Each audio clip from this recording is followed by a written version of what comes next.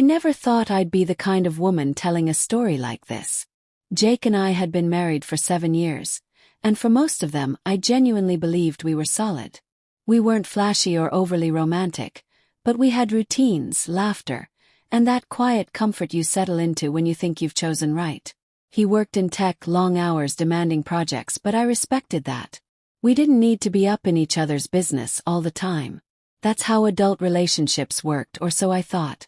Amanda came into the picture about a year ago. She was Jake's colleague. Brilliant, funny, confident in that magnetic way that made everyone gravitate toward her. I met her during one of Jake's office parties. She walked right up to me, complimented my dress, and started asking about our honeymoon as if we were old friends. First, I liked her. She seemed harmless.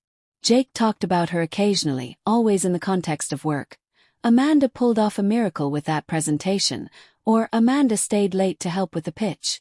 I figured she was just one of those ultra-competent women who made things happen. She started popping up more, though. Casual mentions turned into dinner invites.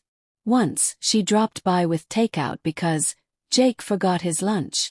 Another time, she stayed late during a game night at our place, sipping wine and laughing just a little too loudly at Jake's jokes.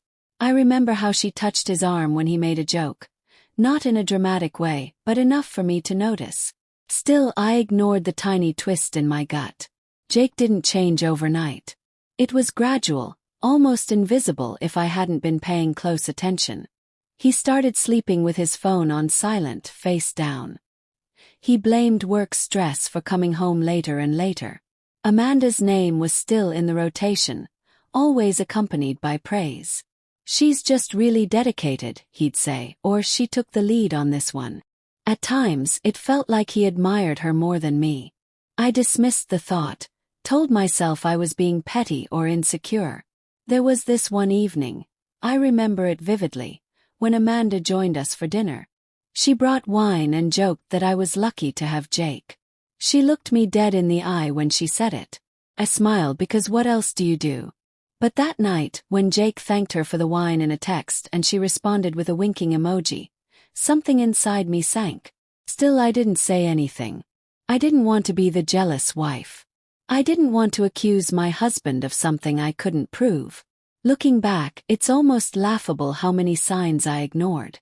I chalked them up to work pressure, to modern friendships, to being over-analytical. I convinced myself I was secure enough to not need constant reassurance. I trusted Jake, and that trust made me blind. What I didn't know was that this woman, this colleague, was already peeling away at the edges of my marriage. Quietly, patiently, and I was letting her. The first real sign came when Jake started turning off read receipts on his messages.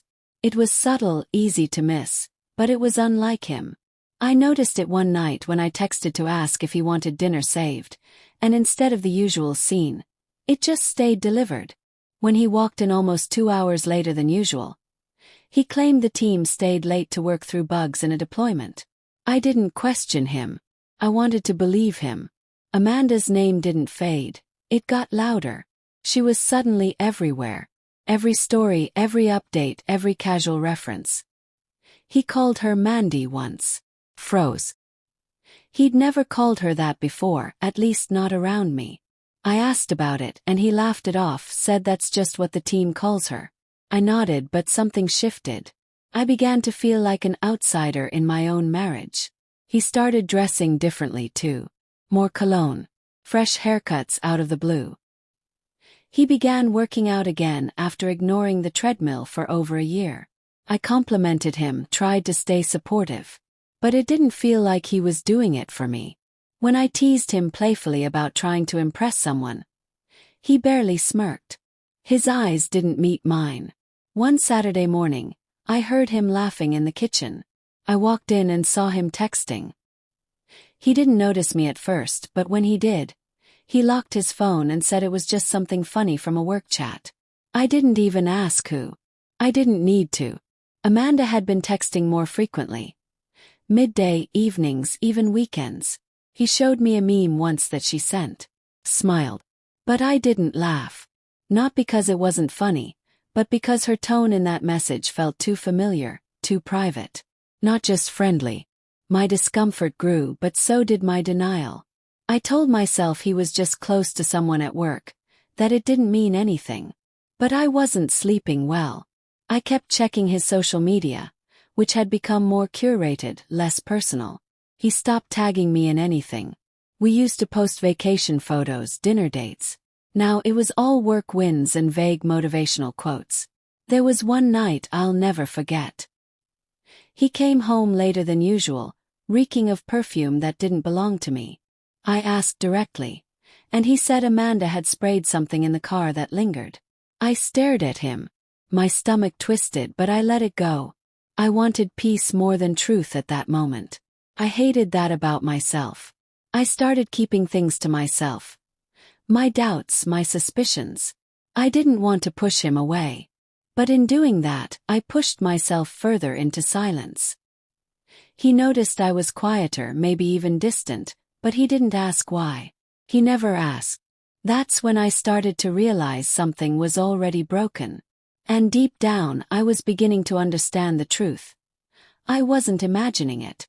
I was being replaced piece by piece right in front of my eyes. It happened on a Wednesday. I remember because Jake had left his laptop open in the living room before heading out early for a client breakfast. That wasn't unusual, but the browser tab he left open was. It was a chat window, Slack maybe, but the name at the top was Amanda. I wasn't snooping. I genuinely went to close the laptop. But I saw the last message. It read, "Last night was worth the risk. Can't stop thinking about it." I stood still. For a full minute I couldn't move. My heart pounded so loud it drowned out the silence of the room. I didn't want to read more. I didn't want to know. But I clicked. Not to snoop, but because I needed clarity. I needed confirmation that what I'd felt wasn't paranoia. The messages were everything I feared and more. They weren't just physical, they were emotional. Inside jokes, shared frustrations, intimate details. Things he didn't even talk to me about anymore. There was a thread from a weekend he claimed to be out for a team-building retreat. Pictures. Hotel room. Her in his shirt. Him in her bed. Felt sick. Literally sick. I closed the laptop, sat down and stared at the floor. I wasn't crying. Not yet. I was numb. Empty in a way I didn't know was possible. Every moment they shared was a moment stolen from me. Time, attention, affection. I tried to gather myself, but my body felt disconnected. I kept asking myself one question. Why wasn't I enough? When he got home that evening, I didn't wait. I told him I saw the messages. His face dropped. Not surprised, caught. That quiet pause before he responded said everything. At first, he didn't deny it. He just said, "You weren't supposed to see that." Not, "I'm sorry." Not, "Let me explain." Just that. Asked how long. He said 6 months. While I was planning our anniversary, he was sneaking around with her. While I was doubting myself, he was giving someone else all the reassurance I begged for silently. He tried to twist it. Said things hadn't been right between us for a while. That Amanda listened to him in ways I didn't anymore. I asked if he planned to leave me. He said he didn't know. That confused me the most. He blew up everything we had and still wasn't sure. Amanda didn't say anything directly.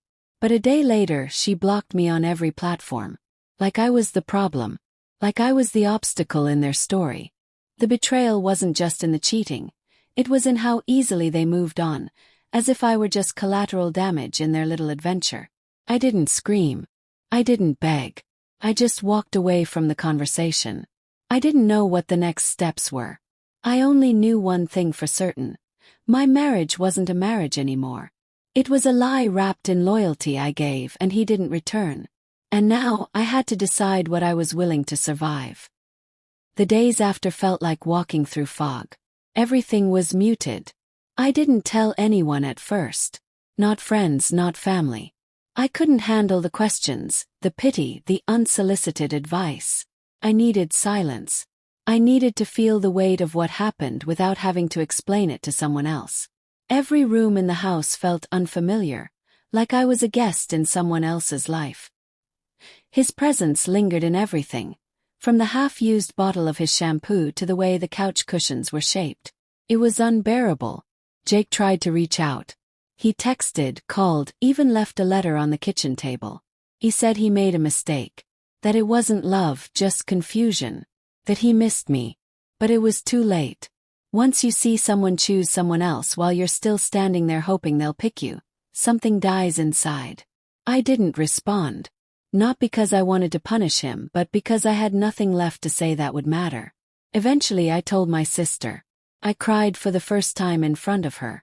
Ugly, shaking, gasping sobs. She didn't give advice. She just sat there and let me fall apart. That was the beginning of something, maybe not healing but at least honesty. I started journaling every night. First it was just venom and pain. But slowly it became clarity. I wasn't just mourning the marriage. I was mourning the version of myself that believed love was enough to make someone stay loyal. I didn't make a dramatic announcement. I quietly filed for separation. No confrontation, no drama. Just the clean cut I should have made the moment trust was gone. I packed his things when he wasn't home. Left them neatly by the door. I didn't want revenge. I didn't want closure. I just wanted space to breathe again. Some nights were worse than others. I'd wake up and instinctively reach for him, forgetting for a split second that he wasn't mine anymore. But then I'd remember. And instead of crying, I'd turn the light on and sit in the quiet. I wanted to learn how to be okay in my own company again. Amanda disappeared from his life eventually. I found out through a mutual friend that things didn't work out, that she transferred to another office. I didn't care. I wasn't waiting for karma. My healing wasn't dependent on her downfall. I wanted peace, not justice. Now, months later, I still don't know if I believe in forever. But I do know I believe in boundaries. In not begging to be chosen. In walking away when someone shows you exactly how little they value what you give. I've stopped asking why it happened. The answers wouldn't change the past. I focus on what's next. One honest day at a time. That's enough for me now.